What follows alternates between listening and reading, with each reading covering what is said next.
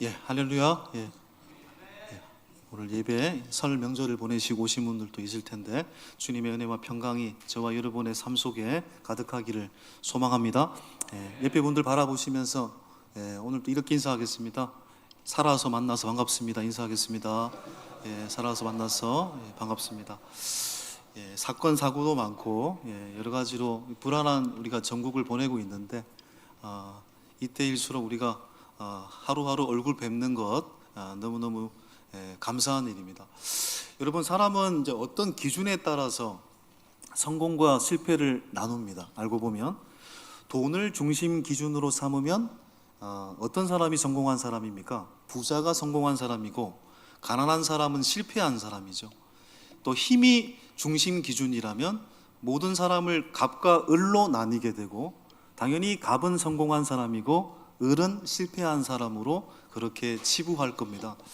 오늘 본문도 사실은 1절, 2절인데 다니엘서의 시작을 열 뿐만 아니라 다니엘서 전체에서 가장 중요한 구절이라고 볼 수 있는데 이 두 절은 전혀 상반된 입장을 보이고 있는 본문입니다.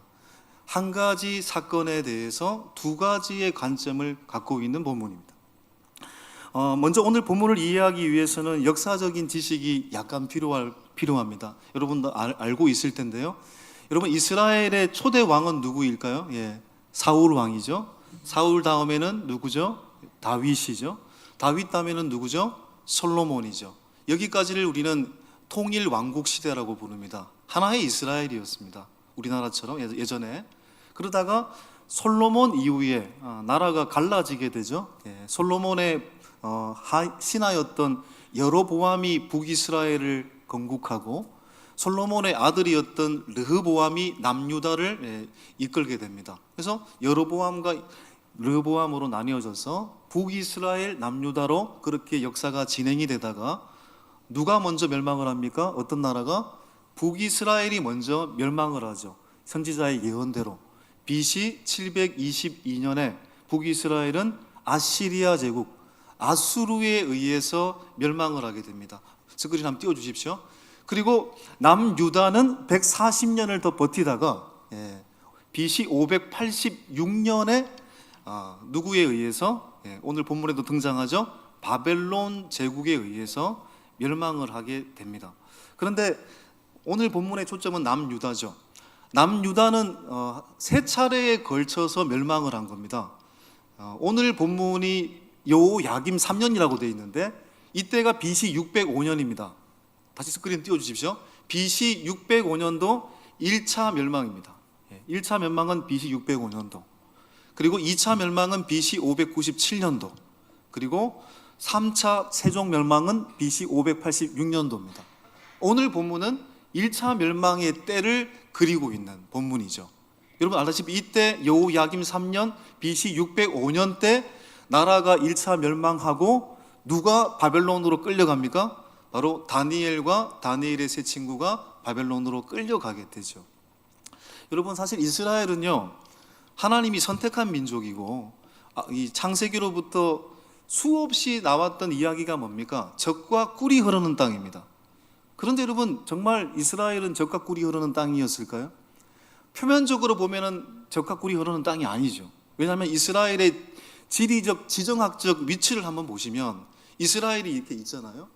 여러분, 이스라엘 지도에서 오른쪽은 어떤 나라입니까? 오른쪽 밑에 오늘날 가자지구, 예전에 분쟁지구인데 블레셋이라는 나라가 버티고 있었고요.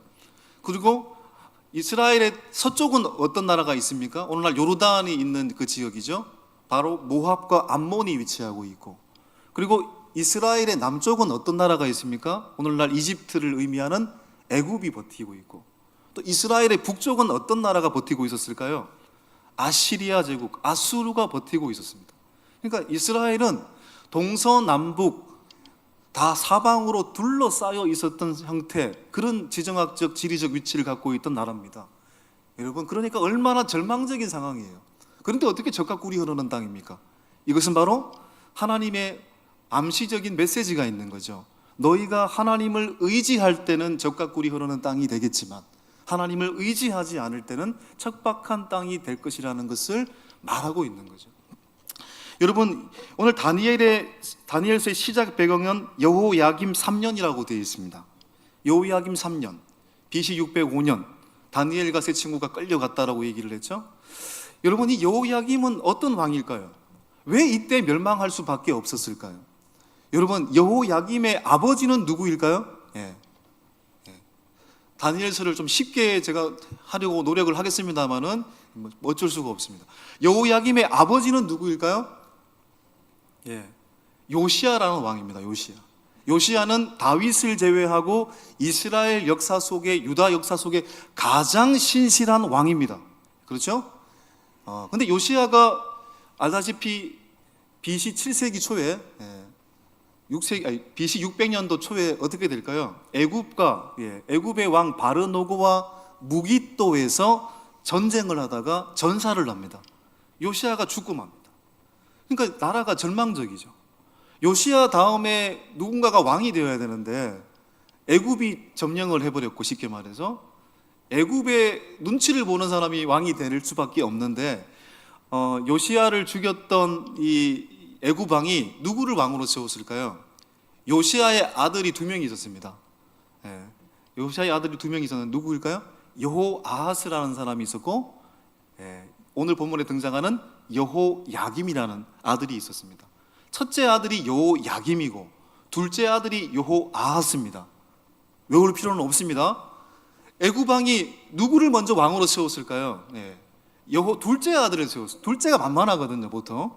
둘째 아들을 왕으로 23살 때 세웠는데 요놈이 말을 안 듣는 겁니다, 여호아하스가. 그래서 3개월 만에 끌어내립니다. 그리고 첫째 아들 여호야김을 왕으로 애굽이 세우지요. 그러니까 여호야김은 누구에 의해서 왕이 된 사람입니까? 애굽에 의해서 왕이 된 사람이니까 누구를 의지했을까요? 애굽을 의지했겠죠. 애굽의 눈치를 봤겠죠. 그런데 어떻습니까? 애굽을 더욱 의지하다가 누구한테 멸망을 당했다는 얘기입니까? 오늘 1장 1절에 누구한테? 애굽이 아니라 바벨론에 의해서 멸망을 당합니다. 여러분, 그러니까 이 여호야김은요, 세상을 의지하는 자의 최종 결말이 어떠한가를 보여주고 있는 장면이에요. 하나님께서 나를 여기에 세우셨다라고 생각했다면 역사는 달라졌을 겁니다. 그런데 사람과 세상의 패권자가 나를 세웠다라고 생각하니까 세상의 패권자의 눈치를 보고 살다가 그는 비참하게 멸망을 당한 거죠. 여러분, 이것은 너무 중요한 말입니다.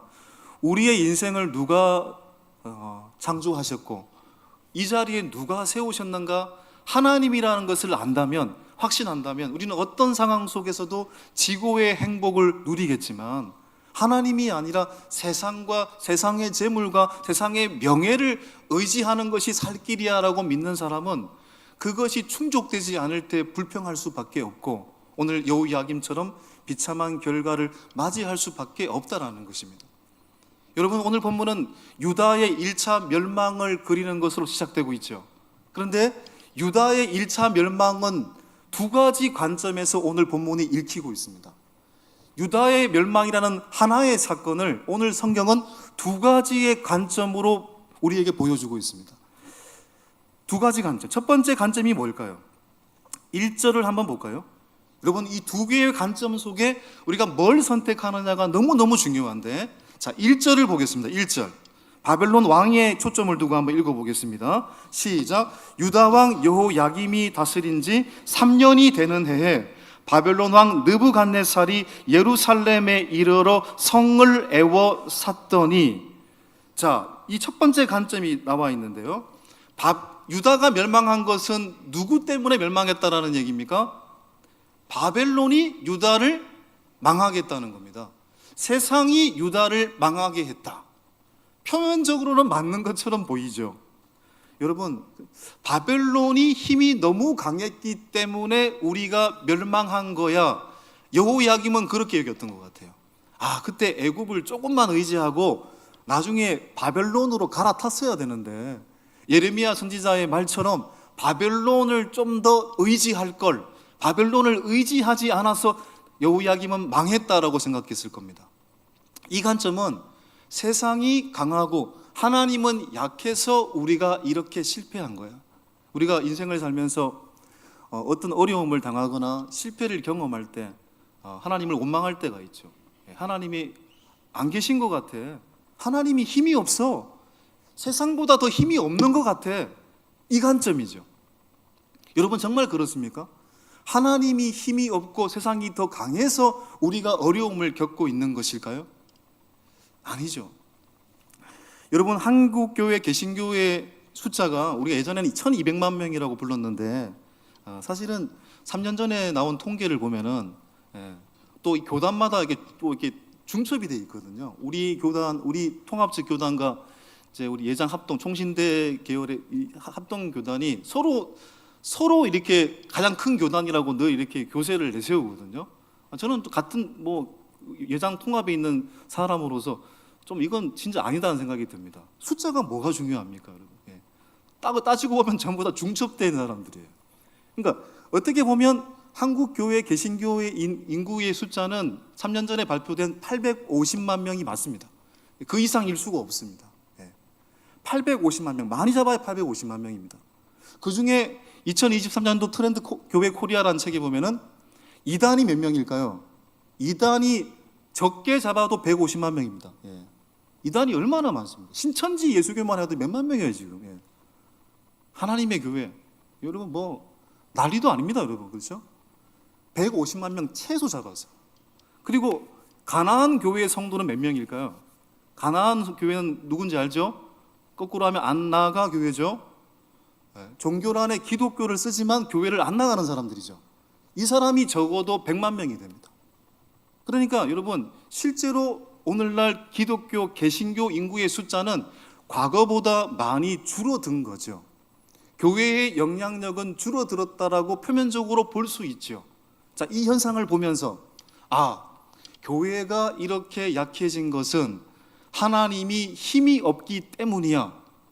여러분 이 해석이 과연 맞을까요? 당연히 아니죠. 하나님은 숫자를 의지하는 걸 불신이라고 여겼던 분이시잖아요. 인구조사 불신으로 여겼잖아요. 무슨 얘기입니까? 하나님은 어떤 환경에 의해서 강해지거나 어떤 환경에 의해서 약해지는 존재가 아닙니다. 하나님은 그냥 하나님이십니다. 모세가 여호와 하나님에게 묻잖아요. 당신 누구입니까? 내가 애굽에 가서 당신을 누구라고 말해야 될까요? 라고 했을 때 하나님은 뭐라고 말씀했습니까? I am who I am. 나는 나다라고 했습니다. 나는 스스로 있는 자라고 말씀하셨습니다. 여러분 세상이 강했기 때문에 망한 게 아닙니다. 하나님이 약해졌기 때문에 교회가 약해진 게 아닙니다. 오늘 이 1절은 그런 관점이에요. 우리는 그런 의미에서 유다가 바벨론의 힘이 강해서 망해졌다라는 1절의 관점을 사실은 믿지 않아야 됩니다. 중요한 관점은 2절에 있어요. 자, 2절 한번 읽어볼까요?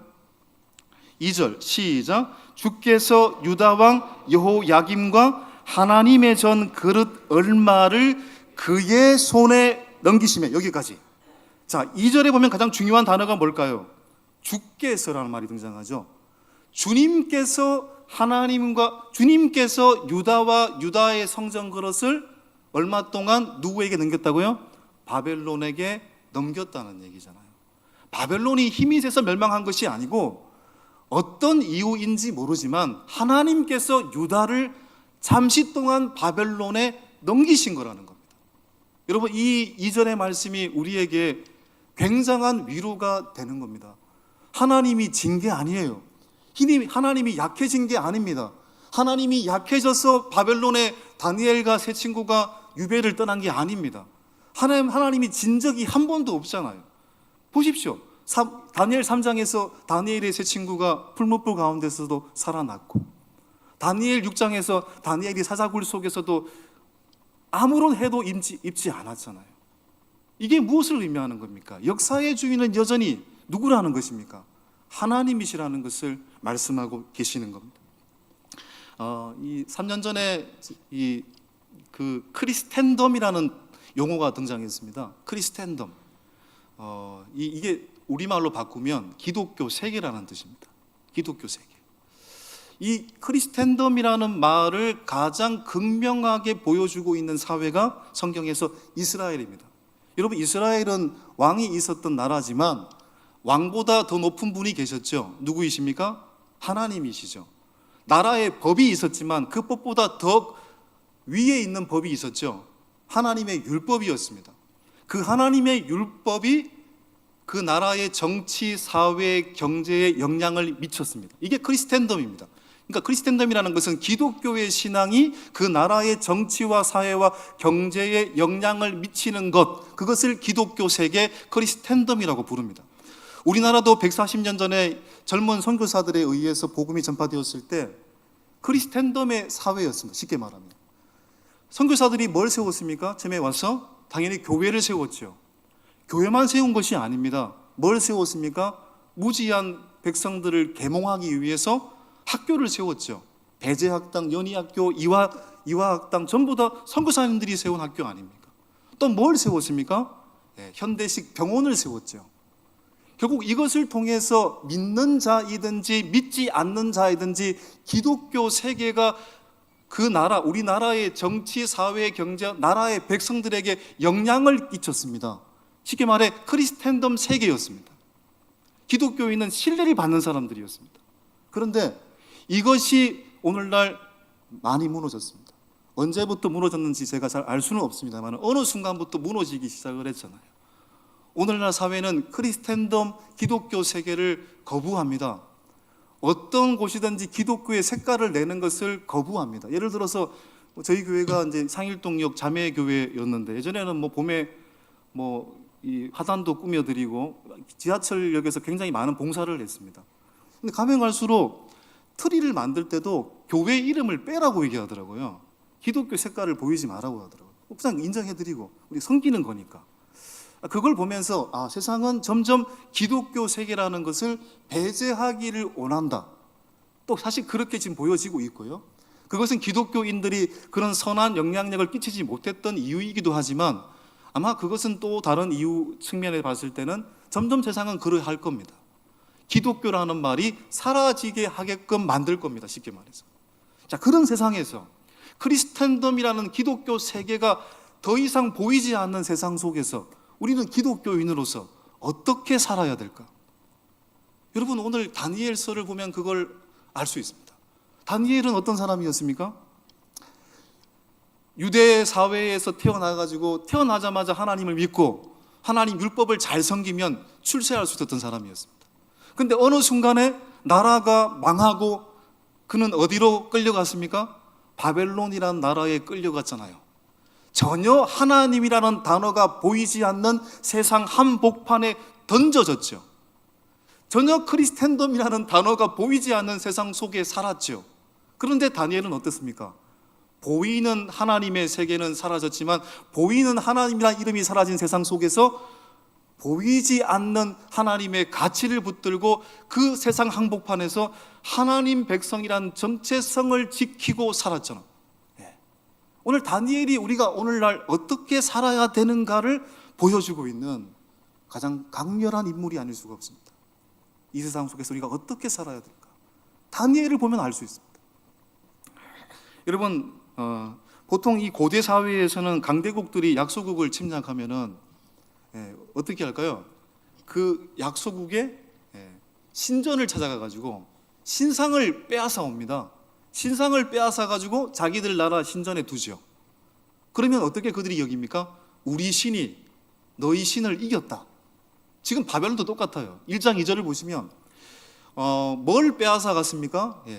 신상이 아니죠. 왜냐하면 이 이스라엘 백성은 하나님이 십계명 가운데서 우상을 만들지 마라, 어떤 상으로 하나님을 표현하지 말라 얘기했기 때문에 하나님은 상이 없는 분입니다. 그러니까 상이 없으니까 상 대신에 뭘 가져갔다고요? 하나님 앞에 거룩한 예배를 드렸을 때 사용됐던 거룩한 그릇을 가져갔다고 했습니다. 그것을 바벨론 신전에 두고 아마 바벨론 왕은 얘기했을 겁니다. 우리 신이 너희 신을 이겼어. 하나님은, 여호와 하나님은 약한 분이야. 우리는 바벨론 벨을 섬기는 백성들이야. 우리가 이겼어. 또 이것을 보고서 유다 백성들도 그렇게 얘기했을 겁니다. 우리 여호와가 졌다라고 얘기했을 겁니다. 우리 여호와가 힘이 없어서 바벨론에게 멸망했다라고 여겼을 겁니다. 여러분, 근데 그게 아니잖아요. 하나님이 힘이 없어서 약해진 게 아니잖아요. 자, 보십시오. 하나님이 진 게 아니잖아요. 2절 상반절에 다시 보겠습니다. 주께서 유다왕 여호야김과 하나님의 전 그릇 얼마를 그의 손에 넘기심에, 주께서입니다. 주님께서 넘기신 겁니다. 잠시 동안 유다를 견책하기 위해서 잠시 바벨론에 유다를 넘기신 겁니다. 여러분, 예수님께서 십자가를 지셨습니다. 십자가에서 죽으셨잖아요. 예수님을 죽인 사람은 로마 군병이고 유대인들이지만, 그래서 예수님이 실패한 존재라고 우리는 생각할 수 있겠지만 실패한 존재가 아니잖아요. 하나님께서 인류를 구원하기 위해서 잠시 동안 예수님을 3일 동안 잠시 넘기신 거죠. 이것을 알았던 믿음의 사람들은, 이것을 믿었던 하나님의 사람들은 그래서 어떤 상황 속에도 절망하지 않은 겁니다. 낙심하지 않은 겁니다. 그리고 사도 바울의 고백을 보십시오. 고린도후서 4장 8절 10절 시작. 우리가 사방으로 우겨쌈을 당하여도 쌓이지 아니하며 답답한 일을 당하여도 낙심하지 아니하며 박해를 받아도 버림받지 아니하며 거꾸로 트림을 당하여도 망하지 아니하고 우리가 항상 예수의 죽음을 몸에 짊어짐은 예수의 생명이 또한 우리 몸에 나타나게 하려 함이라. 아멘. 우리가 직면한 어떤 어려움, 아픔, 불안, 우리가 믿는 하나님이 약해서가 아니죠. 하나님께서 얼마 동안 우리를 어떤 이유인지 모르지만 우리를 세우시기 위해 잠시 넘기신 것이라고 믿는다면 우리는 소망이 있는 겁니다. 하나님이 약해서도 아니고 하나님이 진 것도 아니기 때문에. 여러분, 그 조지 오웰의 1984라는 책에 보면은 이런 말이 있습니다. 현재를 지배하는 자가 과거를 지배한다. 무슨 얘기입니까? 현재의 권력자가 과거의 역사를 날조할 수 있다라는 말이죠. 그러니까 현재를 지배하는 자가 과거를 지배하려고 할 때 어떤 일이 벌어지겠어요? 역사는 왜곡되고 역사는 편협한 사실로 우리에게 다가오겠죠. 여러분, 그러니까 보통 역사를 우리가 받아들이고 역사를 소중히 여겨야 되는데, 엄밀히 말하면 우리가 보고 있는 역사는 정말 100% 정확한 역사일까? 여러분, 예를 들어서 우리가 5,000원권의 주인공이 누구일까요? 5,000원권의 주인공이 율곡 2입니다. 율곡 2.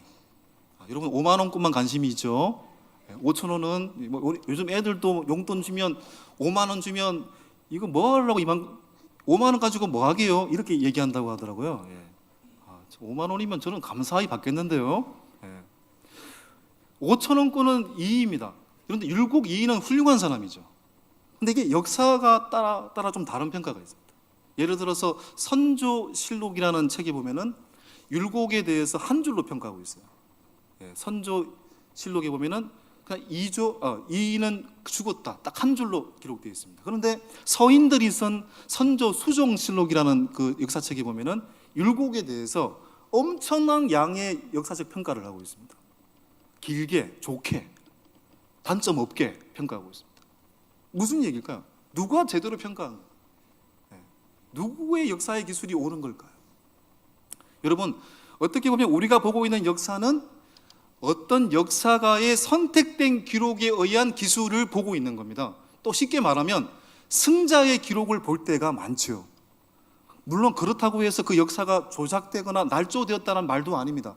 역사가는 100% 정확한 사실을 위해 기술하지만 100% 역사적 사실을 기술하는 건 불가능합니다. 말도 안 되는 얘기고요. 어떻게 그 시대 산 사람도 아닌데 어떻게 알겠어요? 그러니까 선택된 기록의 기술이죠. 그러니까 우리가 역사를 바라볼 때 어떤 태도를 가져야 될까요? 그 역사가 날조되거나 거짓된 것이 아니다라는 것을 그런 측면으로 받아들일 필요가 있죠.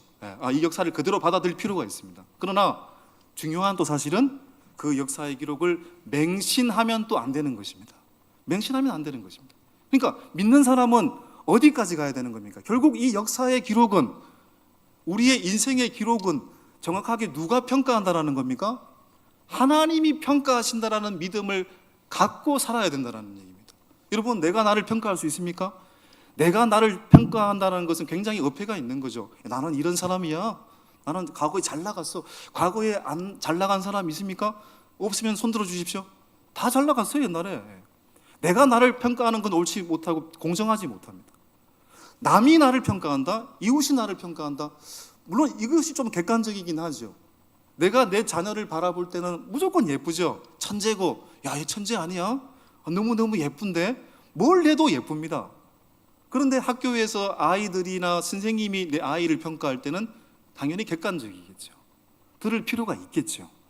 그런데 그 이웃이 나를 평가하는 것도 100%가 아니잖아요. 사도 바울이 이렇게 얘기를 했어요. 나는 다른 사람의 말을 잘 듣는다. 그런데 쉽게 말해서 다른 사람의 평가를 작게 여겨라. 크게 여기지 말라고 했습니다. 다른 사람의 평가에 일희일비하지 말라는 겁니다. 결국 우리는 누가 우리를 진정으로 평가한다는 것을 믿고 사는 사람입니까? 하나님이 나를 제대로 평가하고 살고 있는 사람이라는. 사도 바울의 고백을 보시면 고린도 전서 4장 4절 말씀에 다만 나를 심판하실 이는 주시니라. 여러분, 하나님이 나를 평가하는 것, 그걸 두려워해야 됩니다. 여러분, 사무엘상 4장에 보면은 이스라엘 역사에서 치욕스러운 역사가 등장해요. 이 블레셋과 이스라엘이 전쟁을 했는데 이스라엘이 졌습니다. 그래서 두 번째 전투를 할 때는 이스라엘이 뭘 가지고 나갑니까? 실로 성소에 있는 하나님의 언약궤를 가지고 전쟁에 나가잖아요. 하나님이 함께 하시면 우리가 이길 거야. 하나님을 부적으로 이용한 거죠. 결과는 어떻게 되었습니까? 언약궤를 빼앗겼습니다. 언약궤를 빼앗겼다는 소식을 실로 성소에 있었던 제사장 엘리가 들었죠. 자기 아들들도 죽었다는 소식을 들었습니다. 언약궤가 빼앗겼다는 소식을 듣고 엘리가 어떻게 했을까요?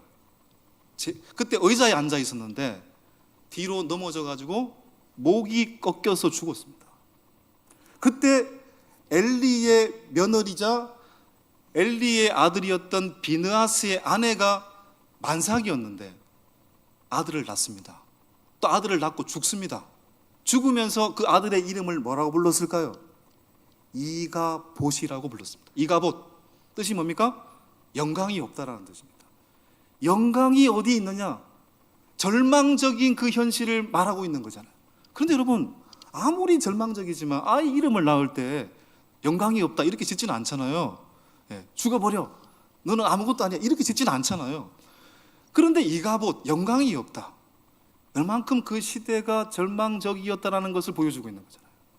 여러분, 그런데 아이러니하게도 이가봇, 그 엄마는 이가봇이라고 이름을 짓고 절망스러운 시대를 부르며 죽었지만 정작 이가봇이라는 영광이 없다라고 생각했던 그 아들은 어떤 삶을 살았을까요? 어떤 시대를 살았을까요? 이스라엘 역사 속에서 가장 찬란했던 다윗의 시대를 살았잖아요. 영광이 없는 게 아니고 가장 영광이 있는 시대를 살았다는 얘기입니다. 이게 무슨 얘기일까요? 아까 언약궤를 빼앗겼을 때 엘리는 의자에 앉아서 뒤로 넘어가서 죽었다고 했습니다. 여러분, 왜 의자에 앉아 있었을까요? 엘리가 왜 서지 않았고 의자에 앉아 있었을까요? 성경은 이렇게 말하고 있습니다. 사무엘상 4장 18절에 이렇게 표현하고 있습니다. 시작. 나이가 많고 비대한 까닭이라. 여기서 핵심은 비대한입니다. 비대한. 그가 너무 비대했기 때문에. 여러분, 언제 비대합니까? 늘 고기 먹고 늘 뷔페 먹고 늘 좋은 거 먹고 자기 배만 채우고 그러면 비대해지는 거죠. 쉽게 말해서 이 비대함이라는 뜻이요, 히브리어로 카보드라는 단어입니다. 그런데 정말 재밌게도 하나님의 영광이라고 말할 때 그 영광이라는 단어도 카보드입니다. 똑같은 단어입니다. 그러니까 하나님의 영광이라는 뜻은 뭡니까? 하나님의 무거움이라는 뜻이에요. 하나님의 비대함이라는 뜻이에요. 그런데 아까 이가봇이라고 했잖아요. 영광이 없다라고 했잖아요. 자기 배만 채우고 자기 탐욕만 추구하는 영광이었기 때문에 영광이 없는 거죠. 자기가 비대해지는 탐욕을 추구했기 때문에 영광이 없는 거지. 하나님의 영광은 사라진 적이 없다는 말입니다. 하나님의 영광은 한 번도 사라진 적이 없는 거예요.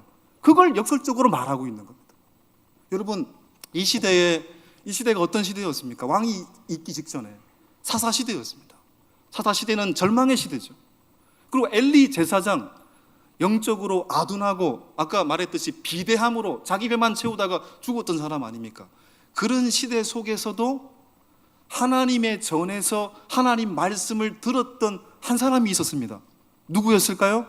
한나의 기도로 태어났던 사무엘입니다. 그런 절망의 시대 속에서도 하나님의 전에서 하나님의 말씀을 들었던 사무엘이 있었습니다. 그때 성경은 이렇게 기록하고 있어요. 사무엘상 3장 18절에 시작. 하나님의 등불은 아직 끄지지 아니하였으며 여전히 하나님의 말씀이 있고 그 말씀을 들을 사람 사무엘이 있었기 때문에 하나님의 등불은 여전히 꺼지지 않았다는 거죠. 왜 그들이 언약궤를 빼앗긴 것입니까? 하나님 말씀을 자기의 프레임 속에서 들었기 때문입니다. 자기의 프레임 속에서 하나님의 말씀을 이용했기 때문입니다. 우리가 하나님 말씀을 백날 들어도 변화가 없다, 하나님 말씀을 들어도 우리의 삶 속에 변화가 없다. 왜 그런 겁니까?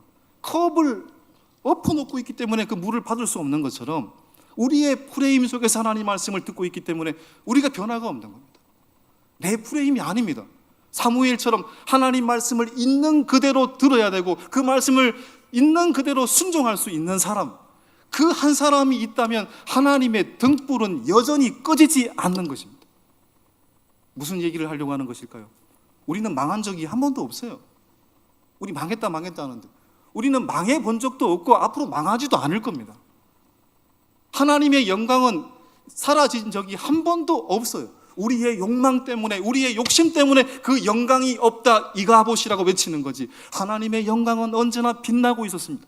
하나님의 등불은 언제나 꺼지지 않고 있었습니다. 시편 27편 10절 말씀에 이런 말씀이 있습니다. 내 부모는 나를 버렸으나 여호와는 나를 영접하시리이다. 세상에 자식을 포기하는 사람이 어디 있습니까? 그러나 설령 있다 할지라도 하나님은 너를 버리지 않는다.